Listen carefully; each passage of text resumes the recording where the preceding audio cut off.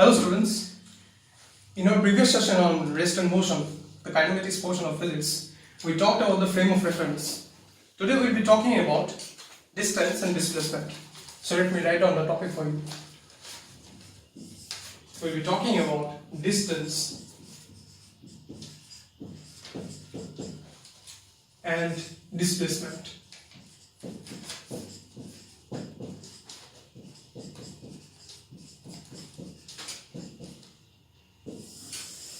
So what do you mean by distance and displacement? So by distance is basically the path when we travel across a path. So the length of the path traveled from the initial position to the final position, that is known as the distance.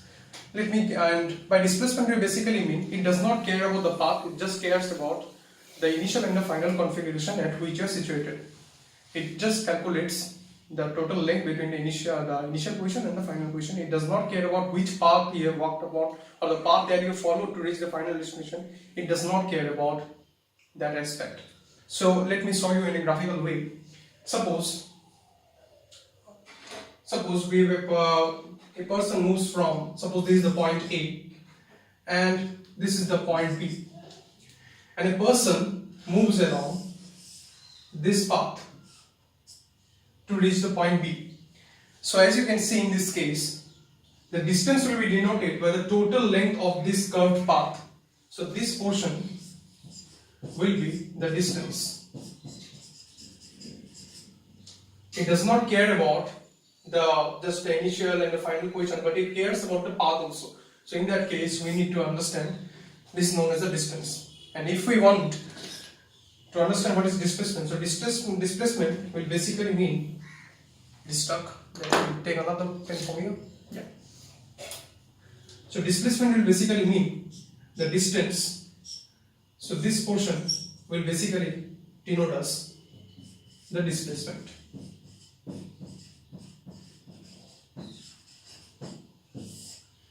So this is an important concept that you need to understand to differentiate between the distance and the displacement. Let us do a sum on this topic so that you can understand.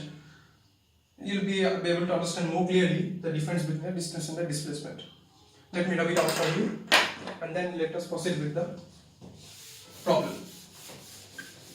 It will be a fairly easy problem to start with. So suppose we have a person who walks around a semicircular path. So he goes from point A to point B, and the radius of this arc is capital R. So now we need to understand that what is the distance and the displacement. So the distance will be given by,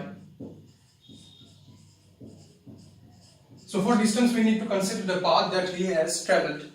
So in that case, as you can see, the distance that he has traveled is half of the circumference of the total circle that will be produced by the circle of radius R. So here distance will be half into 2 pi r, which is nothing but pi r. So this is the distance. And now if we want to understand that what is the displacement, so displacement will be basically the distance between, not the distance, the length between A and B. So the displacement will be basically AB, which is nothing but the diameter in this case, and the length of the diameter in this case is twice of the radius, which is twice r. So as you can see over here, the distance is pi r and the displacement is twice r. So these are the things that you need to understand. So by solving this problem, as you can see that our concept of the difference between the distance and the displacement is further strengthened. So in my next video, I will be talking about average velocity. Not average velocity, let us first talk about average speed and instantaneous speed.